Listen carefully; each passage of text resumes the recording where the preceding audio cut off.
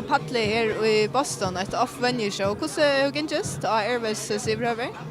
Det gick inte ordentligt gott. Vi har bara spalt konserter som vi har glada för att spalt. Airwaves har faktiskt varit mega gott för oss i år. Det var rätt givande att spalta på. Och är det folk mött upp? Nej, folk har varit alla konserterna, ja. Så det var succé, vad man säger. Och hej, och vad något är det Airwaves att spela Airwaves en ärastandes till dem så i förrjun?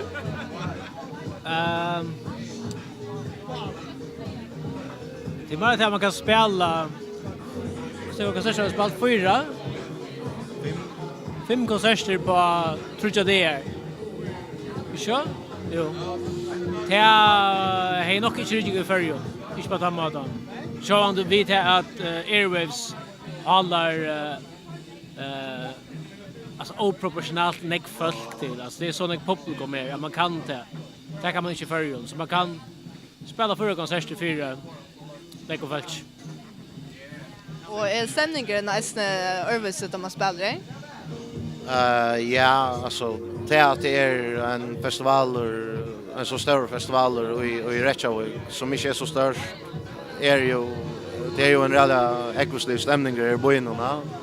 Så det är såna balkar och är såna go i så ja, stämningen är Airwaves ja och rejäla goer. Det är ju tror att det är allt utlänningar alltså att det är som att spela i Europa. Det är så salen isländsk folk bara Iceland. Du spelade ju Marius här i 2011. Hur måste det vara Airwaves att spela i år inte? Alltså det var Airwaves att göra att där konserterna som spelade då var inte alltså det var inte lika folk till konserterna och så akkurat kvoi det inte vet att det var inte faktiskt shortly men det var faktiskt en som var Airwaves alltid. Vad tycker helt att det kan få för tyckon att det var spalta Airwaves? Ja, det var inte faktiskt lätt inte. Alltså jag vet faktiskt hur hörs jag. Alltså det kan säkert ha större tyckning och kanske man vill omben till andra ting och så men akkurat nu vid det slätt inte kvar vid flota. Ja, konserten här i Boston kväll spalt med landa ett nytt föreslag som är närvaran och annars är det allt där i enskon. Så är det framföra förskon för utlänningen. Jag har lunch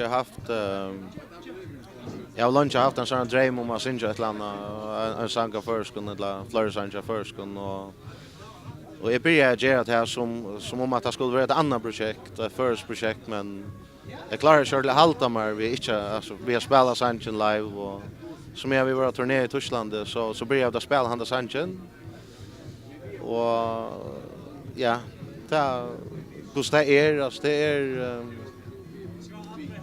det är schranig analys pusha för att du syngra till en normal och där kommer några andra ting fram, några är känsla fram som är ja, det är det faktiskt. Det är ordentligt faktiskt alltså. Vi kommer be om hjälp åt de som hör det. Vi har ett engst år för närvaro. Alltså börja jag. Vi har inte funnit ett engst år för närvaro. Förstår du?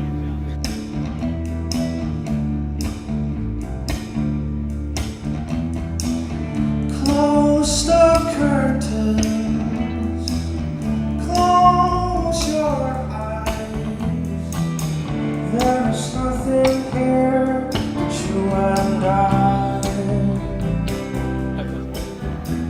Och nu hade det nästan akkurat Vertur i Tyskland och i Schweiz. Hur gick det? Det gick ordentligt väl. Vi spelade såna här stöd som minner om Boston och det gick gott, alltså på den maten har vi spelat 6 konserter och det var en fall till de flesta konserterna. Och det är en succé i sig själv, så det gick gott. Nu är Airwaves-festivalen så att säga kommit att ända. Har tid själv funnits inte via konserten och tonlagen som är med? Nej, faktiskt inte. Jag har hört 2 orkester, ett Iceland som är akkurat ordentligt snedet. Och så hörde jag en fruktlig god elektroniska dude som heter John Hopkins. Syrkliga anonymt namn, men förfärlig god. Men det är faktiskt ena som jag har hört av konserten. Det är farsas runt bara. Vad är det? Jag har hört ankra balkar. Jag var till men hade punkt av festivalen som jag har hört är en balk från USA som heter Midlake. Jag konsertade dem jar och det var ordentligt för. Ser han. Jag kände där åren och de hade haft flövna av Midlake och i Torbussen om jag hade varit i Tyskland och jag visste inte jag var spalt då. Så jag fann det ut då jag kom till Island så det var väldigt gott positivt surprise och så var vi lustigt efter en jar och det var i hösten det var så bra för. Hur så upplever det stämningen som är i byn nu runt om Airwaves och av konserten och så här? Alltså jag har varit tror jag när i Iceland hette 3 för och tvär av dem för har vi varit Airwaves. Jag känner inte så väl byn tar det inte Airwaves här. Men här är jävla för stämningar alltså ankte speglerar man på man bara bor här alltså det är akkurat som förr bara lite fighter. Nej, det var jag vet inte själv men jag upplevde det som en jävla positiv stämning och jävla positiv vibe i byn så jag tänkte att det var en festival av dessa slag i förr nästan. Helt du här? Jo.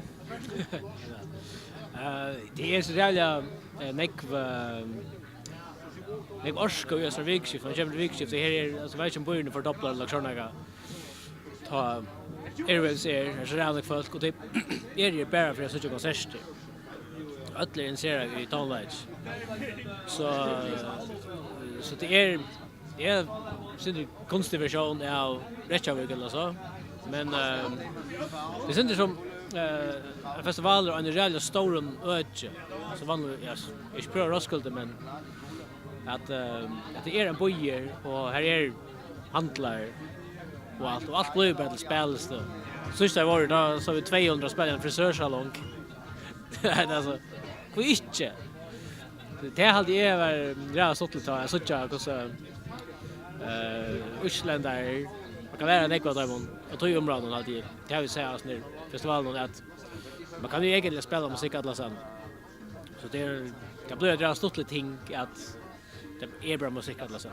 Och folk som är det bara är så allt som går runt med konserter och allt spelar kan du säga och så det är bara så nästan en sån så tror jag lovprisad av tonlight eller tror jag vet inte vad jag ska säga det. Det är cool. Och Marius nu som sagt det är just vi att turné och du har akkurat spalt i Airwaves. Vad är planen för framman nu? Jag har anker ting i januar som jag ska upptracka solo i Schweiz och också efter maj månad och så men vi har av gång grunden inte planlagt att göra turné vid Bötsen ordentligt än. Och vi fokuserar oss inte på att bara vänja oss inte och för att göra några nutslö och rena sikta med att göra flöven också kött. Men vad det är rätt mer att säga om det är ett större projekt så det är syndra ödlom kanske en festivalturné nog så kött men det arbetar vi tillbaka vi. Okej, och den där samman om till det var en fight festival där. Mega. Ja. Så aldrig ses stillstack vidare.